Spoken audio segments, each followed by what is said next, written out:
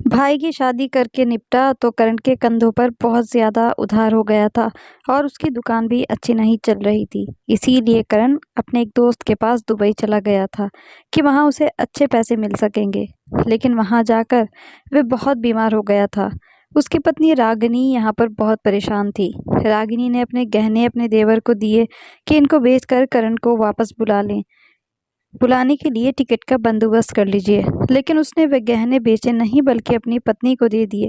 बेचारी रागिनी सारा दिन पूरे परिवार की सेवा करती, लेकिन एक दिन उसकी सास ने उसे घर से धक्के देकर ये कहकर निकाल दिया कि करण तुम्हारी वजह से गया है, अब तुम खुद पैसे कमा करके अपने पति को भेजो ताकि वह वापस आ सके। रागिनी ज्यादा पढ़ी लिखी भी नहीं थी। वह क्या करती, लोगों के घरों में काम करती और जब उसके पास पैसे जमा हो गए तो सास और देवर ने वह भी छीन लिए और रागिनी को घर से निकालने लगे। लेकिन जैसे ही उन्होंने दरवाजा खोला तो उनके होश उड़कर रह गए, क्योंकि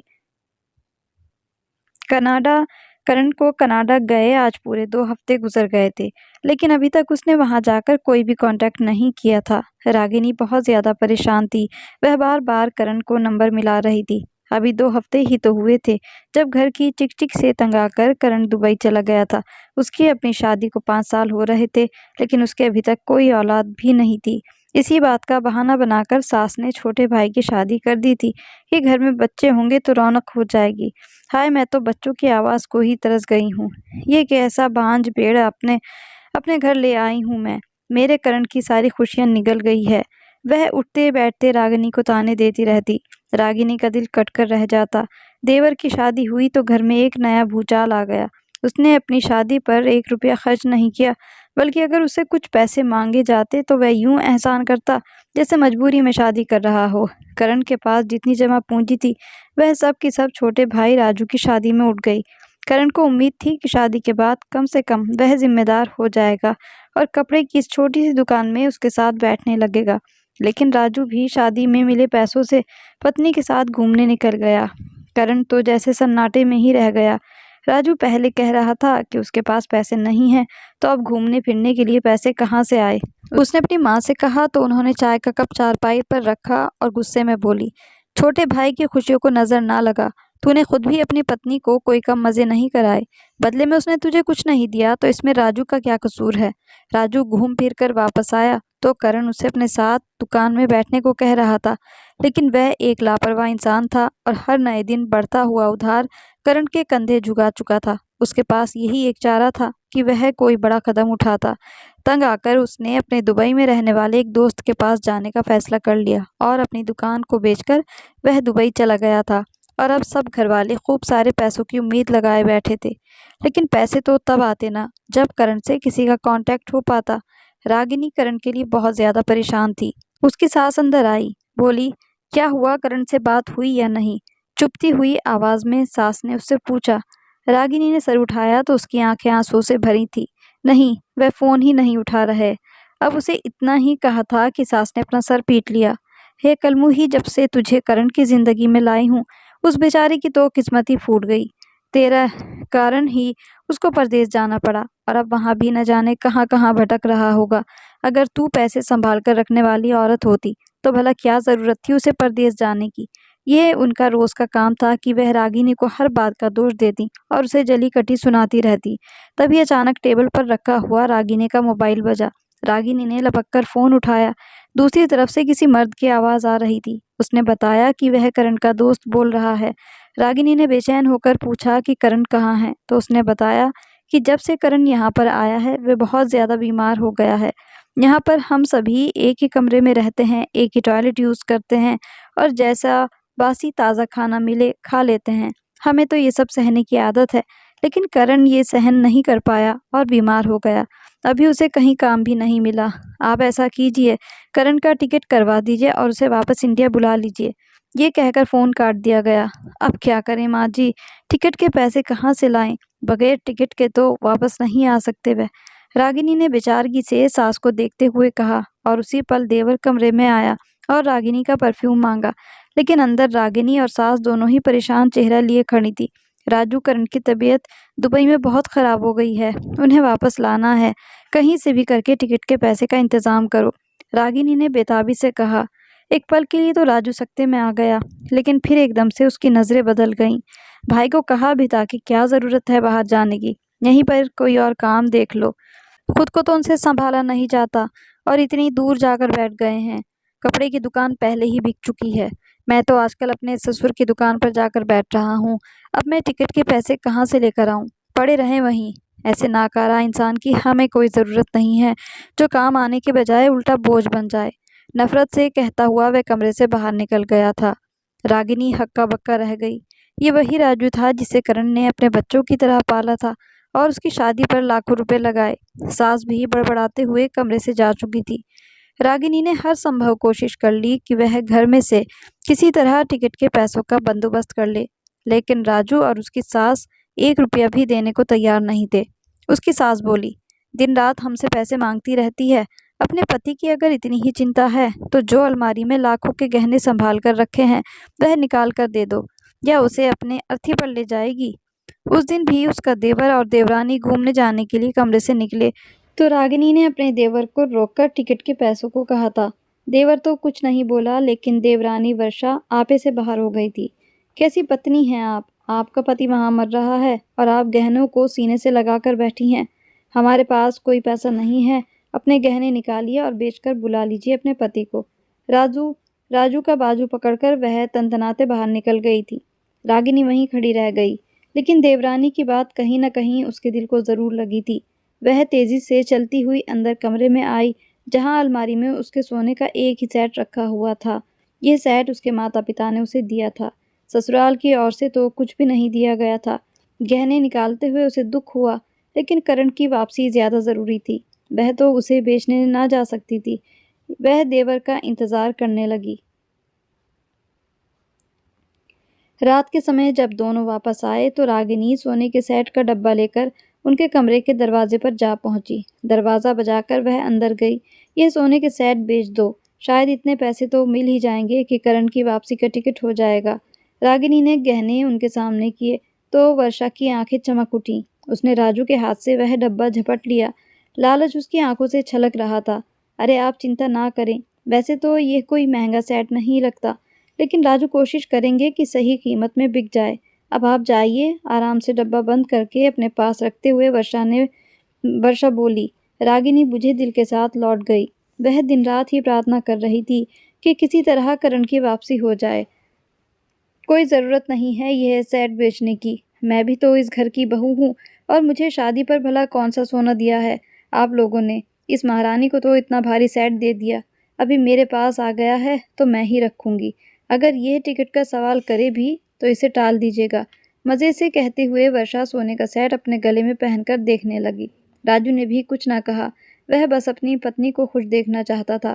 2-3 दिन गुजरे। करण के दोस्त ने एक बार फिर फ़ोन करके बताया कि उसकी तबीयत फिर ज़्यादा ख़राब हो गई है। रागिनी घबरा गई। उसने एक बार फिर देवर से टिकट का कहा। अरे भाभी, वह इतना बेकार सा सेट था और पता नहीं असली था या नहीं, इसीलिए मैंने उसे बेचने के बजाय वर्षा को दे दिया है। आप कहीं और से पैसे की व्यवस्था कर लें। वह लापरवाही से कहता हुआ बाहर निकल गया, लेकिन रागिनी पर तो जैसे आसमान टूट पड़ा था। यह उसकी आखिरी उम्मीद थी, वह भी ख़त्म हो गई। सास को तो करण की कोई परवाह ही नहीं थी। वह तो बस दिन रात राजू पर ही लाड जताती रहती थी, जैसे कि वह कोई 2 दिन का बच्चा हो। माँ जी, मैं कहीं नौकरी कर लेती हूँ। शायद इन पैसों से ही करण की वापसी की व्यवस्था हो जाए। रागिनी ने बेबसी भरे अंदाज में कहा तो वह चौंक पड़ी।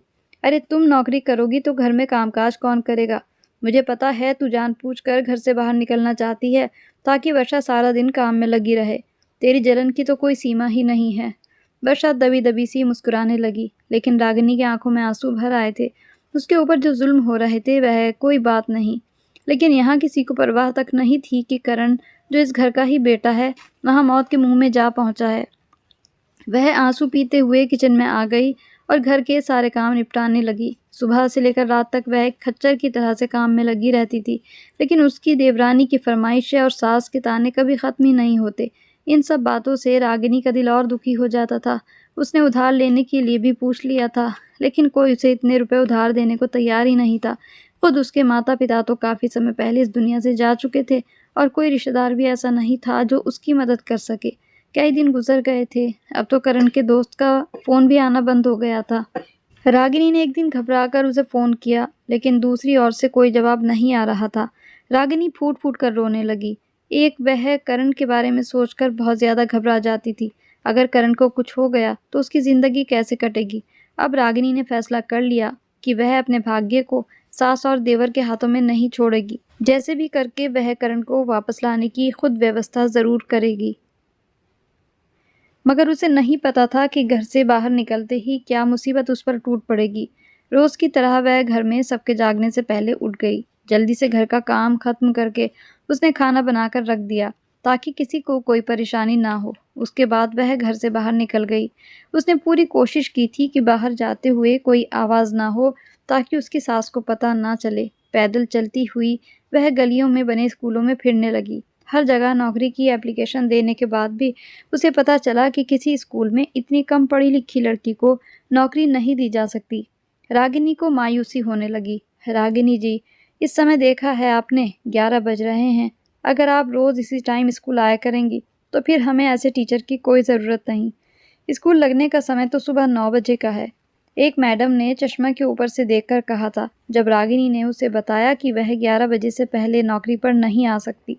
हर जगह से ही उसे निराशा का सामना करना पड़ा। आखिरकार जिस समय वह गली के आखिरी स्कूल से बाहर निकली, उसका दिल फटा जा रहा था। वह अपने ही ख्यालों में गुम गली का मोड़ मुड़कर किसी बड़े इलाके में आ गई थी, जहाँ शानदार घर बने हुए थे। न जाने रागिनी के दिल में क्या आई, उसने एक बड़े से घर का दरवाज़ा खटखटा दिया। कुछ ही देर के बाद दरवाज़ा खुल गया। दरवाजे पर एक जवान आदमी खड़ा था। रागिनी को थोड़ी घबराहट हुई। क्या बात है, किससे मिलना है? आदमी सवाल कर रहा था। अचानक रागिनी के मुंह से निकला, मुझे काम की ज़रूरत है। क्या आपके घर में कोई काम है? जितने भी पैसे मिलें मैं काम कर लूँगी। रागिनी के स्वर में न जाने क्या था कि उस आदमी का दिल पसीज गया। उसने ही रागिनी को अंदर आने का इशारा कर दिया। धड़कते दिल के साथ रागिनी अंदर चली गई। शानदार से बंगले के अंदर एक बूढ़ी औरत बैठी हुई थी। शायद वही जवान आदमी की माँ थी। रागिनी धीरे धीरे चलते हुए उनके पास जा बैठी। क्या बात है बेटी, तुम परेशान क्यों हो? उस औरत ने रागिनी से पूछा, तो रागिनी ने रोते हुए सारी कहानी सुना दी। वह औरत दयालु थी।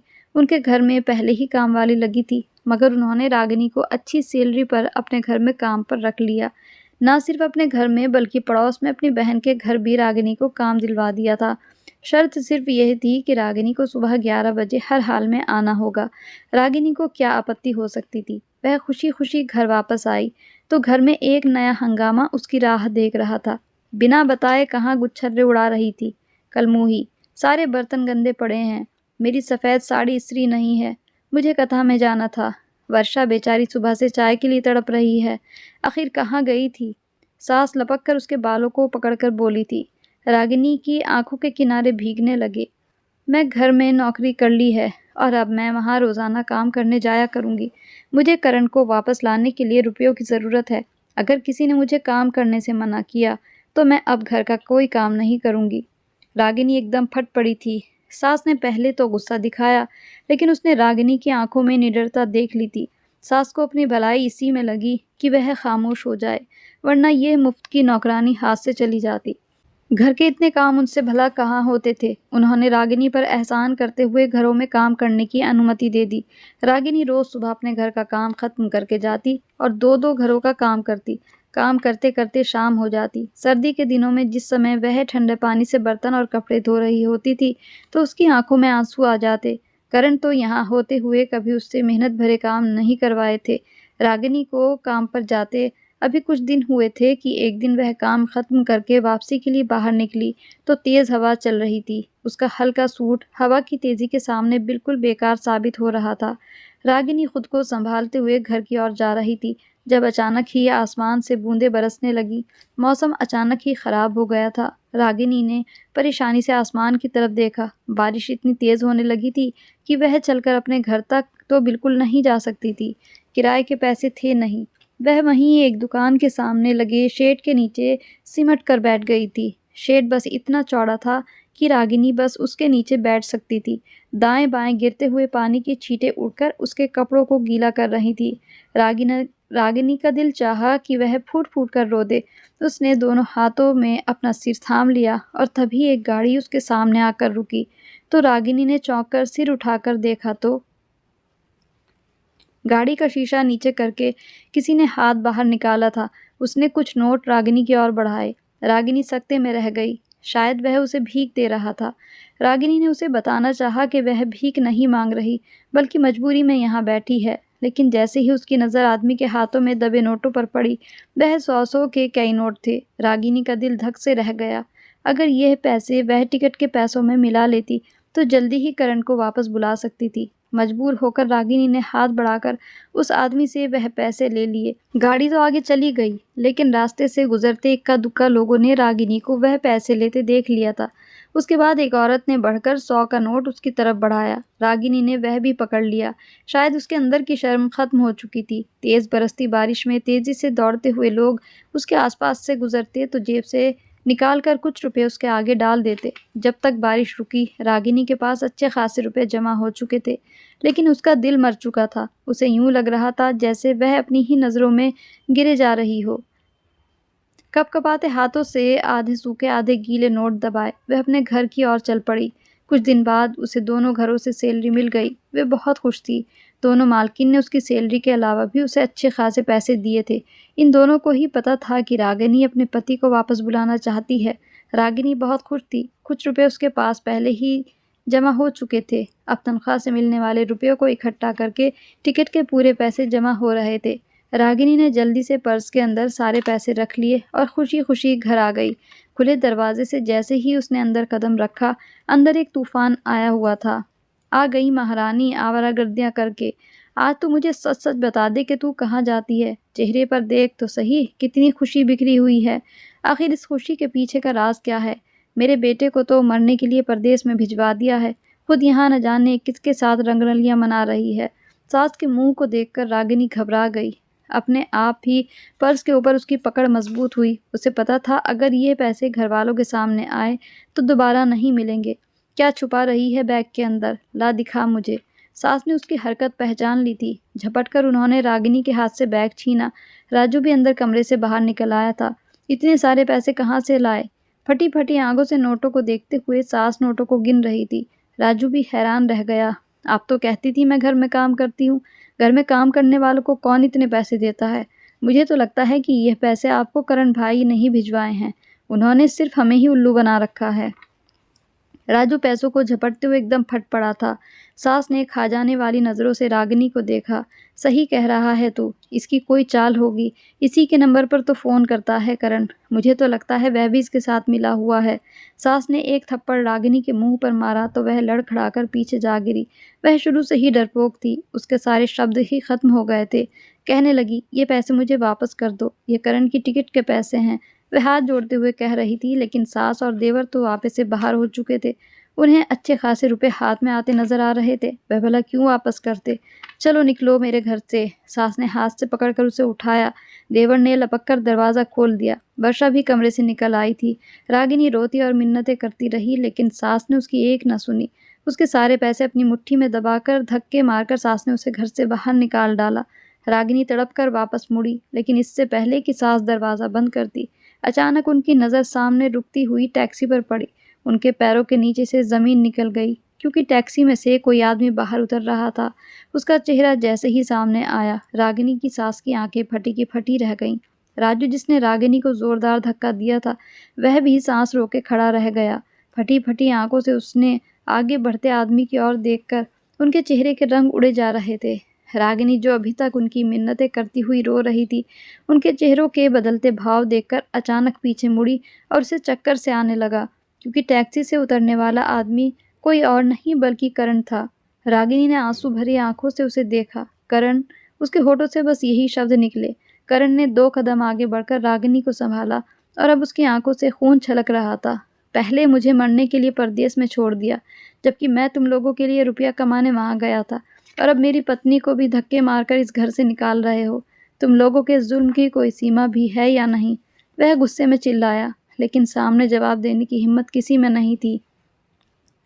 करण रागिनी को लेकर घर के अंदर गया। वह जो बुरी तरह से रो रही थी, काँपते शब्दों में बोली, "करण, ऊपर वाले का शुक्र है आप वापस आ गए। मैं बड़ी मुश्किल से आपका टिकट के लिए पैसे जमा किए थे, मगर इन लोगों को लगता है कि वह पैसे मुझे आपने ही भेजे थे।" रागिनी ने रोते हुए बड़ी मुश्किल से कहा। राजू अपने आप को सँभाल चुका था। हाँ तो भला, घर में काम करने से किसी को इतने पैसे कहाँ मिलते हैं? जब आप झूठ बोलेंगी तो आपसे सवाल तो करेंगे ना। आखिर भाई के बाद आपकी ज़िम्मेदारी मेरी और माँ की ही तो है। वह बात बनाना चाह रहा था। सास तो आय-बाय शाय कर रही थी, लेकिन करण तो वापस कैसे आया? उनके मुँह से निकला तो करण ने ज़ख्मी नज़रों से उनकी ओर देखा। शायद आप तो यही चाहती थी कि मैं कभी वापस ना आऊँ, वहीं मर जाऊँ या पैसे कमा-कमा कर भेजता रहूँ। जब मेरे दोस्त ने मेरे बीमार होने की खबर आप लोगों को दी, तो उसके कुछ समय के बाद मैं ठीक हो गया था। लेकिन मैं खुद ही उसे मना कर दिया कि मेरे घरवालों को मत बताना। मैं पहले वहाँ पर काम ढूँढना चाहता था। 1 महीने के अंदर ही मुझे अच्छी नौकरी मिल गई। इस नौकरी से 1 महीने में ही मैंने इतने पैसे कमा लिए कि अपनी वापसी की टिकट कर सकता था। मैं चाहता तो वहीं रहकर पैसे कमाता रहता और आप लोगों को भेजता, लेकिन मैंने ऐसा नहीं किया, क्योंकि जिस दिन आप रागिनी को कह रही थी कि आपको कोई फ़र्क नहीं पड़ता कि मैं ज़िंदा वापस आऊँ या नहीं, उस दिन फ़ोन मेरे हाथ में था और मैंने सारी बातें सुन ली थीं। रागिनी ने कॉल तब तक काटी नहीं थी। उस दिन के बाद से मैंने फ़ैसला कर लिया कि मैं अब अपनी कमाई का 1 रुपया भी आप लोगों को नहीं दूँगा। मैं यहाँ सिर्फ़ रागिनी को लेने आया हूँ। 2 दिन बाद हमारी फ़्लाइट है। मैंने रागिनी के लिए भी वहाँ रहने का बंदोबस्त कर लिया है। अब आप लोग जानें और आप लोगों का काम। मैं और मेरी पत्नी अब आप लोगों की सेवा नहीं करेंगे। करण 2 टूक शब्दों में कहे जा रहा था, जबकि रागिनी की सास के पैरों के नीचे से ज़मीन ही निकल गई थी। बेटे की कमाई हाथों से जा रही थी और साथ ही बेटा मुफ्त की नौकरानी को भी लिए जा रहा था। उन्हें अच्छे से अंदाज़ा था कि अब उनके घर में क्या होने वाला है। उनके हज़ार कहने के बाद भी 2 दिन बाद करण रागिनी को अपने साथ दुबई लेकर चला गया। वर्षा कमरे से निकलती और सिर्फ़ अपने हिस्से का खाना बनाकर अपने कमरे में ले जाती। घर सारा दिन धूल से अटा रहता था। वही सास जो पहले खूब ठाठ से रहा करती थी, रोटी के एक टुकड़े को तरसने लगी। दिन-रात रोते हुए वह बस यही प्रार्थना करती थी कि किसी तरह करण और रागिनी वापस आ जाएँ, लेकिन उनकी प्रार्थनाओं का अब कोई असर होने वाला नहीं था। तो इस कहानी को लेकर आपकी क्या राय है, कमेंट बॉक्स में ज़रूर बताइए और अगर आपको कहानी अच्छी लगी हो तो प्लीज़ इसको लाइक कर दीजिएगा। अगर आपने अभी तक हमारे चैनल को सब्सक्राइब नहीं किया तो ज़रूर कर लीजिए। तो मिलते हैं ऐसी ही एक मोरल स्टोरी के साथ।